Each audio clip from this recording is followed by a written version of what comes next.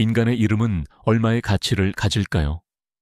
어떤 이름은 한 시대를 풍미하다 잊히고, 어떤 이름은 거대한 부와 함께 역사 속에 기록됩니다. 하지만 여기 자신의 이름이 인류 역사상 가장 위대한 명예와 권력의 상징이 될 줄은 꿈에도 몰랐던 한 남자가 있습니다. 그는 위대한 정복자도, 혁명적인 발명가도, 거대한 부를 쌓은 사업가도 아니었습니다. 그저 조용한 삶을 살다 31살의 젊은 나이에 세상을 떠난 평범한 목사였습니다. 하지만 그가 죽음의 문턱에서 내린 단 하나의 결정, 그 마지막 숨결이 담긴 유언이 꺼져가던 작은 불씨를 인류 지성의 거대한 횃불로 바꾸어 놓았습니다. 그의 이름은 존 하버드. 오늘날 그의 이름이 붙은 대학의 기금은 약 70조 원에 달하고, 그 이름 아래 세계를 움직이는 대통령과 억만장자, 노벨상 수상자들이 배출됩니다. 하지만 정작 우리는 그 이름의 주인에 대해 무엇을 알고 있을까요? 오늘은 역사상 가장 위대한 투자를 한 남자, 단 하나의 기부로 불멸을 얻었지만 정작 자신의 진짜 얼굴은 잃어버린 미스터리한 인물, 존 하버드의 진짜 이야기 속으로 들어갑니다. 그의 삶은 진정한 유산이란 무엇인지, 그리고 한 인간의 선한 의지가 어떻게 역사를 창조하는지를 보여주는 가장 경이로운 이야기가 될 것입니다.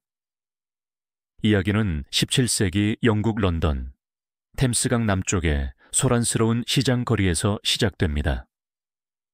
존 하버드는 정육점과 선술집을 운영하는 부유한 상인의 아들로 태어났습니다. 그는 가난과는 거리가 먼 유복한 환경에서 자랐지만 그의 어린 시절은 죽음의 그림자가 짙게 드리워져 있었습니다.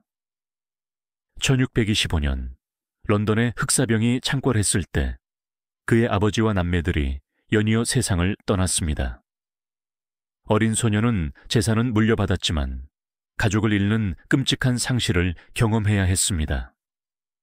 이 비극적인 경험은 훗날 그가 삶의 유한함과 유산의 의미에 대해 깊이 고찰하게 되는 씨앗이 되었을지 모릅니다. 어머니의 재혼과 지원 덕분에 그는 당시 영국 최고의 지성이 모이는 케임브리지 대학교에 입학합니다. 그는 그곳에서 신학과 학문을 공부하며 청교도 목사로서의 삶을 준비했습니다. 하지만 그가 살았던 17세기 영국은 종교적 갈등으로 들끓고 있었습니다.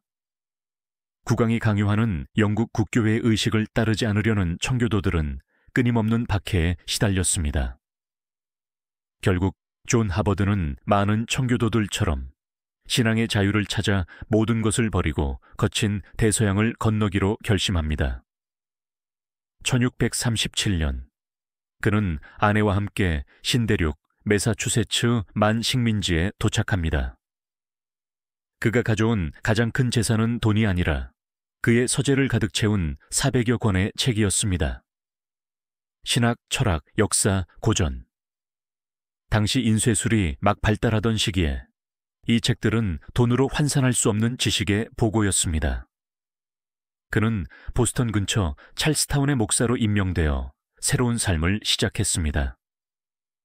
그는 존경받는 지식인이자 신앙인이었지만 신대륙의 혹독한 환경은 그의 건강을 앗아갔습니다. 영국을 떠난 지 불과 1년 만인 1638년 9월 14일 그는 결핵으로 31살이라는 너무나도 젊은 나이에 세상을 떠나고 맙니다. 그의 삶은 이대로 끝나는 듯 했습니다. 하지만 진짜 이야기는 그의 죽음에서부터 시작됩니다. 임종을 앞둔 그는 구슬로 자신의 유언을 남겼습니다. 그는 자신의 전 재산의 절반과 평생 애지중지했던 400여 권의 장서 전부를 강 건너 케임브리지에가 세워진 이름 없는 작은 대학에 기부하라고 말했습니다.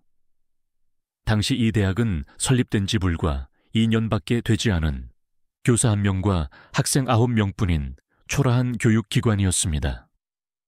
식민지 의회가 400파운드라는 초라한 예산으로 겨우 세웠지만 재정난으로 문을 닫을 위기에 처해 있었습니다. 바로 그때 존 하버드의 유산이 도착한 것입니다. 그가 기부한 재산의 절반은 약 780파운드에 달했습니다.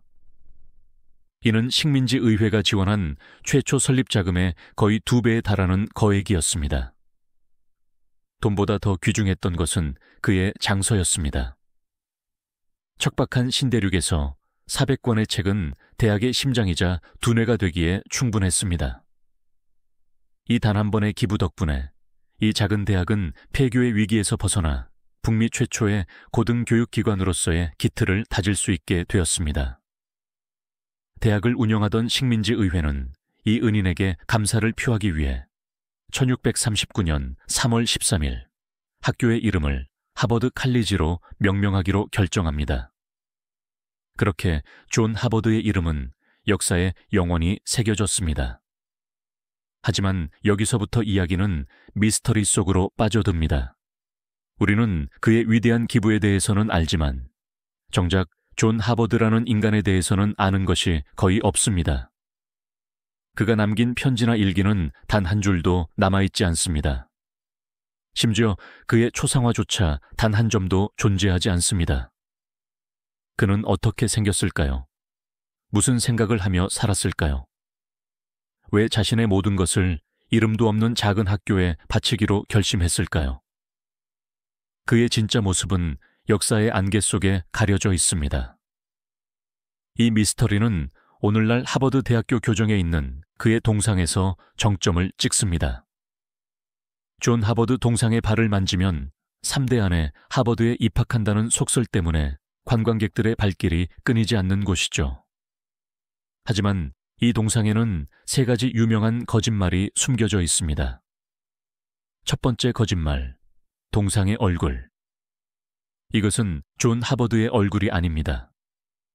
그의 얼굴을 아는 사람이 아무도 없었기에 조각가 데니얼 체스터 프렌치는 1808 14년 동상을 만들 당시 잘생긴 하버드 재학생 한 명을 모델로 삼아 상상 속의 얼굴을 만들어냈습니다.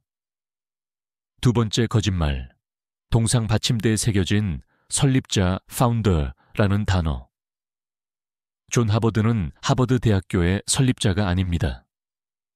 그는 대학이 설립된 지 2년 뒤에 기부한 초기에 중요한 은인일 뿐입니다. 진짜 설립자는 매사추세츠 만식민지 의회입니다. 세 번째 거짓말, 설립 연도 1638년. 하버드 대학교가 설립된 해는 1636년입니다. 1638년은 그가 세상을 떠나며 기부를 한 해입니다. 결국 우리가 알고 있는 존 하버드의 이미지는 그의 사후 수백 년 뒤에 후대 사람들이 만들어낸 허상에 가깝습니다. 그의 선한 의지는 그의 이름이 붙은 대학을 통해 불멸의 신화가 되었지만 그 과정에서 존 하버드라는 한 인간의 진짜 모습은 영원히 지워져 버린 것입니다. 그가 남긴 780파운드와 400권의 책, 이 작은 씨앗은 어떻게 자라났을까요? 하버드 대학교는 이 기부금을 바탕으로 꾸준히 성장했습니다.